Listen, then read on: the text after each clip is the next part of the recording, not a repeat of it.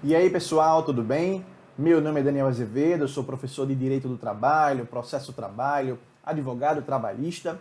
E hoje, gente, eu quero falar com vocês sobre um tema muito atual, muito recente, muito polêmico também, que é a MP, a Medida Provisória 927 de 2020, que fala sobre matéria trabalhista e que versa de forma específica sobre algumas medidas, algumas alternativas que podem ser tomadas pelas empresas neste período de pandemia para aliviar, para atenuar os efeitos da recessão econômica. Tá? E assim, elas podem preservar os empregos e manter os contratos de trabalho. São regras de flexibilização para que as condições de trabalho estejam adequadas e assim não haja prejuízo nem para empregado, nem para empregador. E sendo um pouco mais específico, eu não vou falar sobre toda a MP, mas sim sobre o tema férias, tá, gente? Essa não é uma aula sobre férias, mas sim sobre o que mudou com relação às férias no contexto da MP 927 de 2020, tá? Então, aconselho que vocês façam a leitura dos artigos 129 e seguintes da CLT e depois leiam ou assistam essa aula aqui para vocês entenderem o que é que mudou e o que permaneceu. Beleza, gente? Bom, férias, eu não vou aqui falar tudo sobre férias, mas você já sabe que as férias são um descanso anual remunerado, né?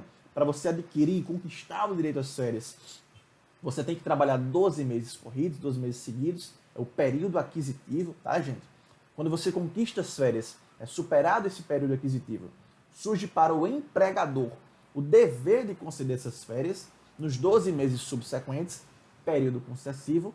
Aliás, o empregador ele pode conceder essas férias no mês que for mais conveniente para ele, tá? Ele pode escolher, desde que não ultrapasse, porque se ultrapassar ele vai pagar as férias em dobro. Você sabe que as férias são pagas junto com um terço, né? Esse texto que tem previsão constitucional, daí o nome terço constitucional. As férias podem ser vendidas, eu, empregado, posso converter um terço, não é o terço, do período de férias em abono pecuniário. As férias devem ser pagas, né, além do abono, com 2 dias de antecedência antes do respectivo gozo, sob pena de pagamento em dobro também por parte do empregador. As férias podem ser individuais, podem ser coletivas. Estou apenas pincelando, tá, gente? Elas são geralmente de 30 dias, mas pode ser menos caso haja algumas faltas injustificadas aí, beleza? Então façam a leitura dos artigos 129 e seguintes da CLT. Mas vamos colocar agora os olhos para a MP 927 e entender o que, com relação às férias, mudou. Gente, como eu falei para vocês, essa MP traz algumas medidas, algumas soluções que as empresas podem adotar para atenuar os impactos econômicos e financeiros desta pandemia no contrato de trabalho, tá, gente? E dentre as várias medidas que as empresas podem adotar, olha só, elas podem instituir o teletrabalho, elas podem antecipar feriados, né, aproveitar esses feriados, podem instituir um banco de horas, compensação de jornada, suspender até mesmo algumas exigências administrativas no que diz respeito à segurança e saúde do trabalho. Existia uma disposição, salvo engano, no artigo 18, que dizia que o empregado ele poderia ser direcionado, né, sem salário para fazer alguns cursos de qualificação. Isso caiu por terra, isso foi revogado. O empregador pode diferir o recolhimento do FGTS e pagar depois, dentre outras medidas. E dentre outras medidas, nós temos que o empregador também pode, olha só, antecipar férias, tanto férias individuais de um empregado, como coletivas em toda a empresa ou em determinados setores da empresa. Beleza, gente? Bom, eu quero aqui abordar de forma bem pontual, não quero ser muito profundo. Essa é uma aula leve, apenas para você sanar algumas dúvidas e aprender de uma forma menos maçante, tá? Bom, em primeiro lugar, quero falar com vocês a respeito da antecipação das férias individuais. Daniel, o meu empregador pode antecipar as minhas férias individuais com a medida provisória 927? Sim, tá, gente? Só que, caso o empregador queira proceder dessa forma, ele tem que avisar, seja por escrito, seja por meio eletrônico, por WhatsApp, por exemplo, com, no mínimo, 48 horas de antecedência. Isso tem que ser respeitado. Mas, Daniel, eu ainda estou no curso do meu período aquisitivo. Eu não tenho direito às férias, eu não conquistei esse direito ainda. Pode o empregador antecipar as minhas férias? Pode. A MP 927 diz que o empregado pode ter suas férias antecipadas ainda que esteja no curso do período aquisitivo. Olha só que legal, tá, gente? Lembrando que as férias, elas não podem ser gozadas com um período inferior a 5 dias, tá? Tem que ter no mínimo 5 dias. Eu não posso antecipar as férias de 4 dias, 3 dias, 2 dias e 1 dia do empregado. Ele tem que ter no mínimo 5 dias. Não poderão ser gozadas em períodos inferiores a 5 dias e 5 dias corridos, tá, gente?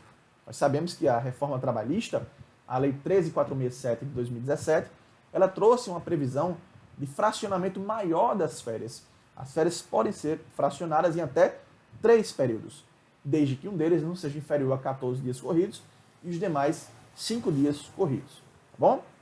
Apenas para complementar essa observação aqui para vocês. Bom, as empresas também podem negociar com seus empregados que ele pode antecipar períodos futuros de férias.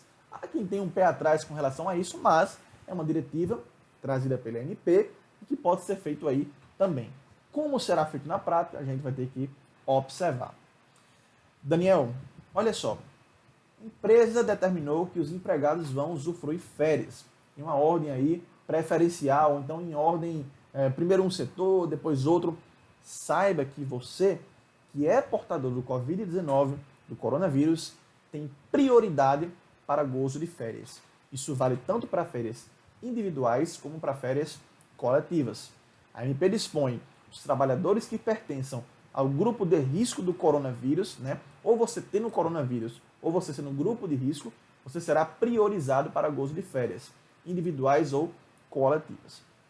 Entendo eu que caso você tenha o coronavírus, você nem deve trabalhar, né? Você tem todo o direito de se abster à prestação de serviços sob pena de contaminar os seus colegas de trabalho e o seu empregador. Tá bom, gente?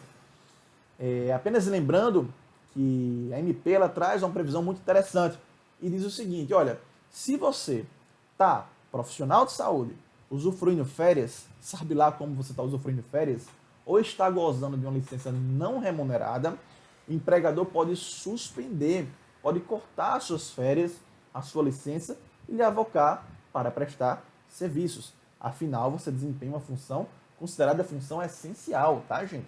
Mas desde que o empregador lhe faça uma comunicação formal dessa decisão, seja por escrito, seja por meio eletrônico, com preferência de uma antecedência de 48 horas. Beleza? O que é que a gente tem mais para falar aqui? Daniel, você me falou que o abono deve ser pago, né, com 2 dias de antecedência e tudo mais. E a gente sabe que o terço de férias ele deve ser pago, né, na sistemática atual da CLT, deve ser pago junto com as férias. Mas a ANP trouxe a possibilidade de o empregador pagar o terço e o abono depois, de forma diferida. Ele pode postergar o pagamento tanto do terço como do abono. Isso pode. Ele não vai deixar de pagar, ele vai continuar pagando, mas de forma postergada, de forma diferida. E quando é que ele paga? Junto com o dia em que é devido o 13º salário, a gratificação natalina. Tá bom, gente?